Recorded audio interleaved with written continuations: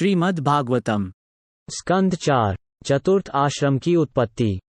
अध्याय 22 चारों कुमारों से पृथु महाराज की भेंट। महामुनि मैत्रेय ने कहा, जब सब लोग परम शक्तिशाली राजा पृथु से प्रार्थना कर रहे थे, उसी समय सूर्य की तरह तेजस्वी चारों कुमार वहां आ गए। चारों कुमारों, जो समस्त योग शक्तियों के स्वामी हैं, के दैदीप्यमान तेज को देखकर राजा और उसके साथियों ने आकाश से उतरते ही उन्हें पहचान लिया। चारों कुमारों को देखकर पृथु महाराज उनका स्वागत करने के लिए बेहद उत्साहित हो उठे।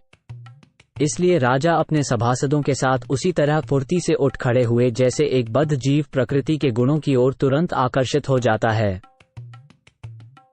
जब वे महान ऋषिगण शास्त्रों के निर्देशों के अनुसार राजा के स्वागत को स्वीकार करके उनके द्वारा प्रदत्त आसनों पर विराजमान हुए, तो राजा उनके तेज से अभिभूत होकर तुरंत ही उनके चरणों में गिर पड़ा। इस प्रकार उसने चारों कुमारों की पूजा की। उसके बाद राजा ने कुमारों के चरण कमलों का धुला हुआ जल लिया और अपने बालों में छिड़का। इस प्रकार के शिष्ट आचरण से राजा ने आदर्श पुरुष के रूप में ये दिखाया कि किस प्रकार आध्यात्मिक दृष्टि से उन्नत व्यक्ति का आदर करना चाहिए। चारों महान ऋषि भगवान शिव से भी ज्येष्ठ थे और जब वे स्वर्ण सिंहासन पर विराजमान हुए, तो ऐसा प्रतीत हो रहा था मानो वेदी पर अग्नि प्रज्वलित हो रही हो। महाराज पृथु ने अपनी महान सज्जनता और उनके प्रति सम्मान के कारण बड़े ही संयमित स्वर में कहा। राजा पृथु ने कहा, हे कल्याण स्वरूप मुनिगणों, आपका दर्शन तो योगियों के लिए भी दुर्लभ है। वास्तव में आपका दर्शन बहुत ही कम ही होता है। मुझे नहीं मालूम कि मैंने कौन सा पुण्य किया है जिससे आप इतनी सरलता से मेरे सामने प्रकट हुए हैं। जिस व्यक्ति पर ब्राह्मण और वैष्णव प्रसन्न होते हैं, वह इस संसार में और मृत्यु के बाद भी दुर्लभ से दुर्लभ वस्तुएं प्राप्त कर सकता है। इतना ही नहीं, ब्राह्मणों और वैष्णवों के साथ रहने वाले कल्याणकारी भगवान शिव और भगवान विष्णु का भी उस व्यक्ति को अनुग्रह प्राप्त हो जाता है। पृथु महाराज कहते हैं कि आप सारे लोक में घूमते रहते हैं, परंतु लोग आपको नहीं जान पाते। जैसे लोग अपने हृदय में स्थित प्रभु को नहीं जान पाते। प्रभु तो सबके अंदर साक्षी की तरह विराजते हैं। ब्रह्मा और शिव भी परमात्मा को नहीं जान पाते। वो व्यक्ति जो बहुत धनी नहीं है और गृहस्थ जीवन में लगा हुआ है, वो भी अत्यंत धन्य हो जाता है जब उसके घर में साधु पुरुष उपस्थित होते हैं। गृह स्वामी और नौकर जो सम्मानित अतिथियों को जल, आसन और स्वागत सामग्री प्रदान करने में लगे रहते हैं, वे धन्य हो जाते हैं और वो घर भी धन्य हो जाता है। दूसरी ओर, पूर्ण ऐश्वर्य और भौतिक संपन्नता से भरपूर होने के बावजूद किसी भी गृहस्थ का घर जिसमें भगवान के भक्तों को कभी प्रवेश नहीं करने दिया जाता है और जहां उनके चरण धोने के लिए पानी नहीं होता है, उसे एक ऐसा पेड़ माना जाता है जिसमें केवल विषैले सांप रहते हैं। महाराज पृथु ने चारों कुमारों को ब्राह्मण श्रेष्ठों के रूप में संबोधित करते हुए उनका स्वागत किया। उन्होंने कहा कि आपने जन्म से ही ब्रह्मचर्य व्रत का दृढ़तापूर्वक पालन किया है और यद्यपि आप मुक्ति के मार्ग में अनुभवी हैं, फिर भी आप अपने आप को छोटे बच्चों के समान ही बनाए हुए हैं।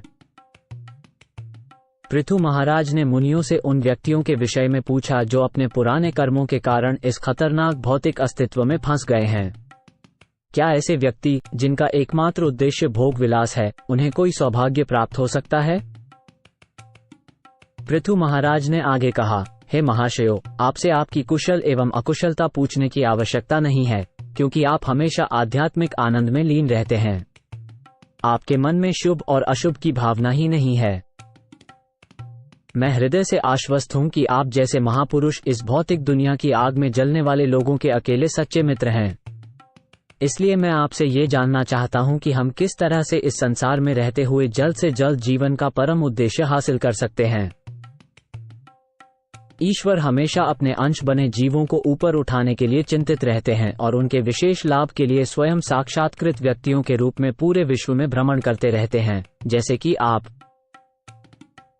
महर्षि मैत्रेय ने कहा, ब्रह्मचारियों में श्रेष्ठ श्री सनय कुमार जी ने पृथु महाराज की बहुत ही सारगर्भित, युक्तियुक्त और मधुर वाणी सुनकर बहुत खुश होकर हंसे और कहने लगे। सनय कुमार बोले, हे राजा पृथु, आपने मुझसे अति सुंदर प्रश्न पूछा है। इस प्रकार के प्रश्न विशेष रूप से आप जैसे परोपकारी व्यक्ति द्वारा पूछे जाने पर समस्त जीवों के लिए अत्यंत लाभकारी होते हैं।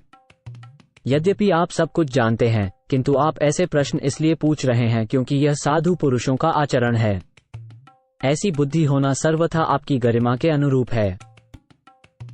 जब भक्तों का जमावड़ा होता है तो उनकी आपसी चर्चाएं, प्रश्न और उनके उत्तर दोनों ही वक्ता और श्रोता के लिए एक ठोस निष्कर्ष पर पहुंचाते हैं। इसलिए इस तरह का समागम हर व्यक्ति के सच्चे सुख के लिए लाभदायक होता है। सनय कुमार कहते रहे, हे राजन, भगवान के चरण कमलों की महिमा करने की इच्छा आपके हृदय में पहले से ही है। ऐसी लगन दुर्लभ होती है, परंतु एक बार भगवान में अटूट श्रद्धा हो जाने पर यह अंतःकरण की समस्त कामनाओं को अपने आप धो डालती है।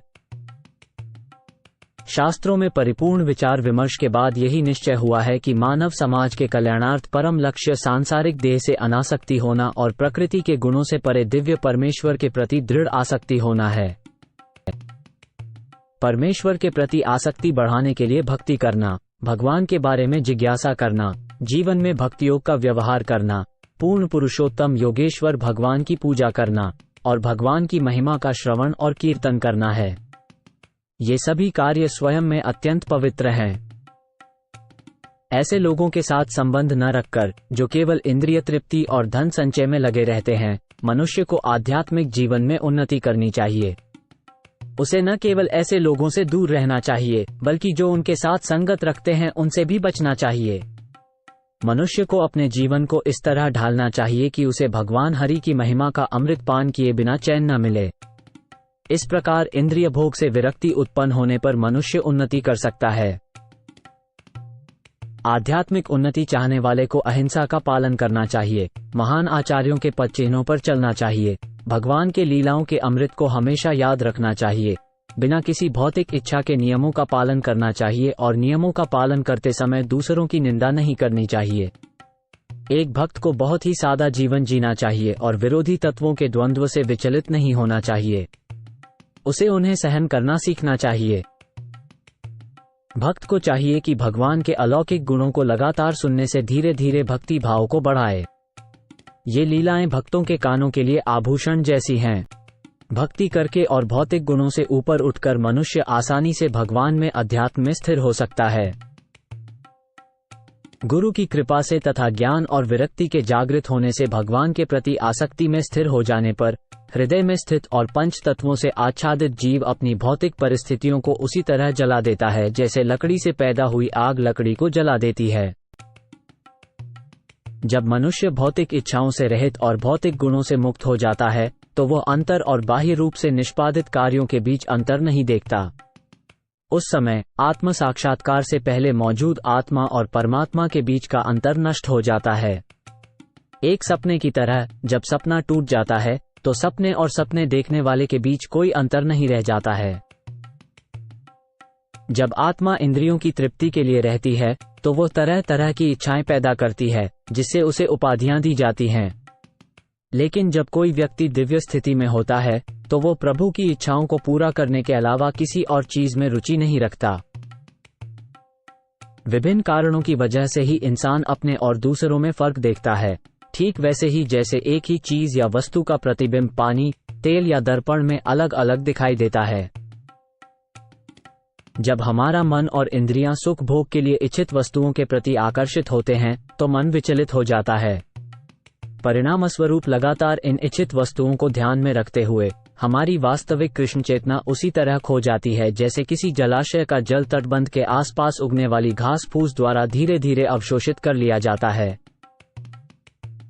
जब कोई व्यक्ति अपनी मूल चेतना से भटक जाता है तो वो न तो अपनी पिछली स्थिति को याद रख सकता है और न ही वर्तमान स्थिति को पहचान सकता है। स्मरण शक्ति के नष्ट हो जाने पर प्राप्त किया गया समस्त ज्ञान झूठी नींव पर टिका होता है। जब ऐसा होता है तो ज्ञानी लोग कहते हैं कि आत्मा नष्ट हो गई है। आत्म साक्षात्कार से अन्य बातों को अधिक महत्वपूर्ण समझना मनुष्य के हित की सबसे बड़ी बाधा है।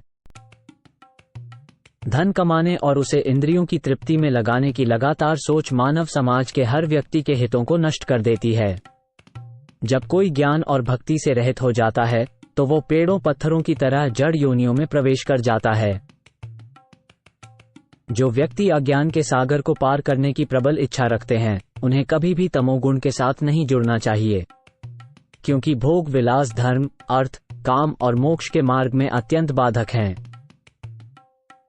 चारों पुरुषार्थों धर्म, अर्थ, काम और मोक्ष में से मोक्ष को सबसे ज्यादा गंभीरता से लिया जाना चाहिए।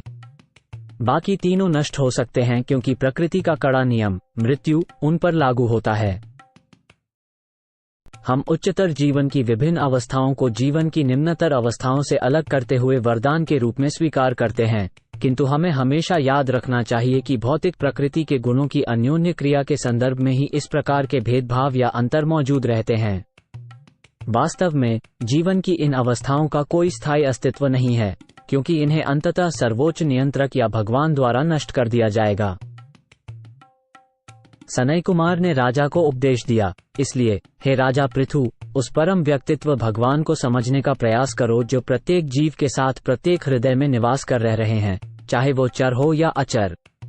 प्रत्येक जीव स्थूल भौतिक शरीर से और प्राण तथा बुद्धि से निर्मित सूक्ष्म शरीर से पूर्णतया आवृत है। भगवान इस शरीर के भीतर कारण और कार्य के एकेकी भाव के रूप में स्वयं को प्रकट करते हैं, किंतु जिसने विवेक के द्वारा माया के पार जाकर रस्सी में सर्प के भ्रम को त्याग दिया है, वह ये समझ सकता है कि परमात्मा भौतिक सृष्टि से परे हैं और शुद्ध आंतरिक शक्ति में स्थित हैं। इसलिए भगवान समस्त भौतिक दोषों से परे हैं और केवल उन्हीं की शरण में जाना चाहिए। जो भक्तजन नित्य ही भगवान के चरण कमलों के अंगूठों की सेवा में तत्पर रहते हैं, वे आसानी से सकौम कर्म की कठिन गांठों जैसी इच्छाओं को दूर कर लेते हैं। चूंकि ये बहुत कठिन है, इसलिए अभक्तजन, ज्ञानी और योगी इंद्रिय तृप्ति की तरंगों को रोकने की कोशिश करते हैं, लेकिन वे ऐसा नहीं कर पाते हैं। इसलिए तुम्हें आदेश है कि तुम वसुदेव के पुत्र कृष्ण की भक्ति में लग जाओ। अज्ञानता के सागर को पार करना बहुत कठिन है, क्योंकि उसमें बहुत खतरनाक मगरमच्छ भरे पड़े हैं। जो लोग भक्त नहीं हैं, वे इस समुद्र को पार करने के लिए कठिन तपस्या करते हैं, लेकिन हम आपको बता रहे हैं कि आप केवल भगवान के चरण कमलों का आश्रय लें, जो समुद्र को पार करने के लिए नाव के समान हैं। यद्यपि सागर को पार करना कठिन है, लेकिन भगवान के चरण कमलों का आश्रय लेकर आप सभी संकटों को पार कर जाएंगे।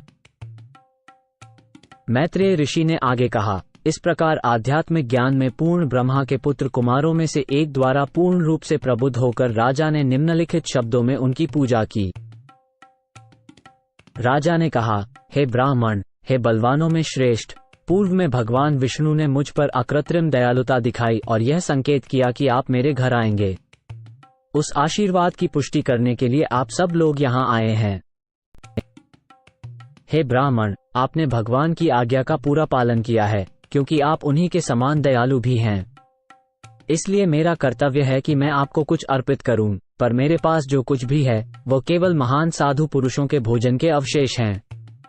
मैं तुम्हें क्या दूं? राजा ने आगे कहा, अतः हे ब्राह्मणों, मेरी जान, पत्नी, बच्चे, घर का साजो सामान, मेरा राज्य, सेना, पृथ्वी और खास तौर पर मेरा खजाना, ये सब आपको समर्पित हैं। वैदिक ज्ञान के सिद्धांतों के अनुसार पूर्ण रूप से शिक्षित व्यक्ति ही सेनापति, राज्य का शासक, दंड देने वाला और संपूर्ण पृथ्वी का स्वामी होने का अधिकारी होता है। अतः पृथु महाराज ने कुमारों को सब कुछ समर्पित कर दिया। क्षत्रिय, वैश्य और शूद्र अपना भोजन ब्राह्मणों की दयालुता से खाते हैं। सिर्फ ब्राह्मण ही ऐसे होते हैं जो अपनी कमाई का उपभोग करते हैं, अपने कपड़े पहनते हैं और अपनी संपत्ति दान में देते हैं। पृथु महाराज ने आगे कहा, जिन व्यक्तियों ने ईश्वर के संबंध में आत्म साक्षात्कार के मार्ग को समझाने के द्वारा अपार सेवा की है और जिनकी व्याख्याएं पूर्ण विश्वास और वैदिक प्रमाणों द्वारा हमारे उत्थान के लिए की गई हैं, भला उनसे उऋण होने के लिए मुड़ी हुई हथेलियों में जल रखवाने के अतिरिक्त और क्या अर्पित किया जा सकता है? ऐसे महापुरुषों को केवल उन्हीं के कार्यों से संतुष्ट किया जा सकता है जो उनकी अपार दया के कारण मानव समाज में फैल रहे हैं। महर्षि मैत्रेय आगे बोले, इस तरह महाराज पृथु द्वारा पूजित होकर भक्ति में प्रवीण ये चारों कुमार बहुत खुश हुए। वास्तव में वे आकाश में दिखाई पड़े और राजा के चरित्र की प्रशंसा की और सभी लोगों ने उन्हें देख लिया। आध्यात्मिक ज्ञान में अपने तत्व ज्ञान के पूर्ण स्थित होने के कारण महाराज पृथु सर्वश्रेष्ठ महापुरुष थे। वे आध्यात्मिक ज्ञान में पूर्ण सफलता प्राप्त व्यक्ति के समान अत्यंत संतुष्ट थे। समय, स्थान, शक्ति एवं धन की उपलब्धता को देखते हुए महाराज पृथु आत्मसंतुष्ट थे और तदनुसार अपने कर्तव्यों का पालन यथासंभव पूर्णता से करते थे। इन समस्त कार्यों के द्वारा उनका एकमात्र उद्देश्य परम सत्य को प्रसन्न करना था। इस तरह उन्होंने अपने कर्मों का कुशलतापूर्वक निर्वहन किया। महाराज पृथु ने पूर्ण समर्पण के साथ स्वयं को प्रकृति से परे भगवान के सच्चे सेवक के रूप में समर्पित कर दिया, जिसके फलस्वरूप उनके सभी कर्मों का फल भगवान को समर्पित हो गया और उन्होंने सदैव स्वयं को भगवान के सेवक के रूप में समझा। महाराज पृथु, जिनके पास उनके संपूर्ण साम्राज्य की संपत्ति थी और जो बहुत धनी थे, घर में एक गृहस्थ की तरह रहते थे। चूंकि वे कभी भी अपने धन का उपयोग अपनी इंद्रियों की तृप्ति के लिए नहीं करना चाहते थे, इसलिए वे हमेशा अलग थलग और अनासक्त बने रहे, ठीक उसी तरह जैसे सूर्य सभी परिस्थितियों में अप्रभावित रहता है। भक्तिभाव की मुक्त स्थिति में रहते हुए पृथु महाराज ने समस्त प्रकार के सकौम कर्मों को न केवल पूर्ण किया बल्कि अपनी पत्नी आर्ची से 5 पुत्रों की उत्पत्ति भी की। निःसंदेह उनके सभी पुत्र उनकी अपनी इच्छानुसार ही हुए थे। 5 पुत्र विजिताश्व, धूम्रकेश, हर्यक्ष, द्रविण और वृक्क को जन्म देने के बाद भी पृथु महाराज इस पृथ्वी पर शासन करते रहे। उन्होंने अन्य सभी लोकों पर शासन करने वाले देवताओं के सभी गुणों को अपना लिया।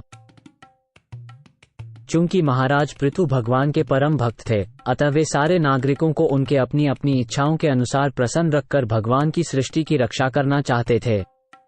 इसलिए पृथु महाराज उन्हें अपनी वाणी, मन, कर्म एवं सौम्य आचरण से सभी प्रकार से प्रसन्न रखते थे। महाराज पृथु चंद्रलोक के राजा सोमराज की तरह ही विख्यात हो गए। वे सूर्यदेव के समान ही शक्तिशाली और कर संग्रहणकर्ता भी थे। सूर्य ताप और प्रकाश बांटता है, पर साथ में ही वो सारे लोकों के जल को भी खींच लेता है। महाराज पृथु इतने बलशाली और ताकतवर थे कि उनके आदेशों का उल्लंघन करना आग पर विजय पाने के जैसा था। वे इतने शक्तिशाली थे कि उनकी तुलना स्वर्ग के राजा इंद्र से की जाती थी, जिसकी शक्ति अपराजेय है। दूसरी ओर महाराज पृथु धरती की तरह ही सहनशील थे और मानव समाज की विभिन्न इच्छाओं को पूरा करने में वे खुद स्वर्ग के समान थे। जैसे वर्षा से प्रत्येक की अभिलाषाएं पूर्ण हो जाती हैं, वैसे ही महाराज पृथु ने सभी को प्रसन्न रखा। वे समुद्र के समान थे क्योंकि कोई भी उनकी गहराई, गंभीरता को नहीं समझ सकता था और अपने उद्देश्य में वे पर्वतराज मेरु के समान अडिग थे। महाराज पृथु की बुद्धि और शिक्षा यमराज के समान थी, जो मृत्यु के अधिपति हैं।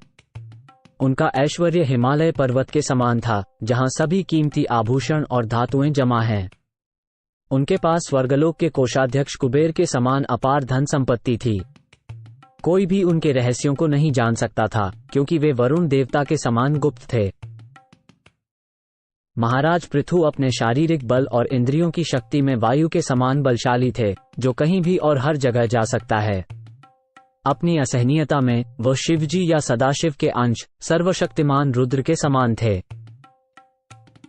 उनकी शारीरिक सुंदरता कामदेव के समान थी और विचारशीलता में वे सिंह के समान थे। अपने प्यार में वे स्वयंभुव मनु के समान थे और नियंत्रण क्षमता में ब्रह्मा जी के समान थे। पृथु महाराज के व्यक्तिगत व्यवहार में सभी अच्छे गुण मौजूद थे और आत्मिक ज्ञान में वे बृहस्पति के समान थे। आत्मनियंत्रण में वे स्वयं भगवान के समान थे। जहां तक उनकी भक्ति की बात है, तो वे उन भक्तों के परम अनुयायी थे जो गो रक्षा और गुरु तथा ब्राह्मणों की सभी प्रकार की सेवा के प्रति समर्पित थे। वे अत्यंत शालीन और विनम्र थे और जब वे किसी परोपकारी कार्य में लग जाते थे तो ऐसा लगता था कि वे स्वयं के लिए ही काम कर रहे हैं। सारे ब्रह्मांड में उच्च, निचले और मध्य लोकों में पृथु महाराज की कीर्ति ऊंची आवाज में सुनाई दे रही थी। सभी महिलाओं और संत पुरुषों ने उनके गौरव को सुना, जो भगवान रामचंद्र की महिमा के समान मधुर था।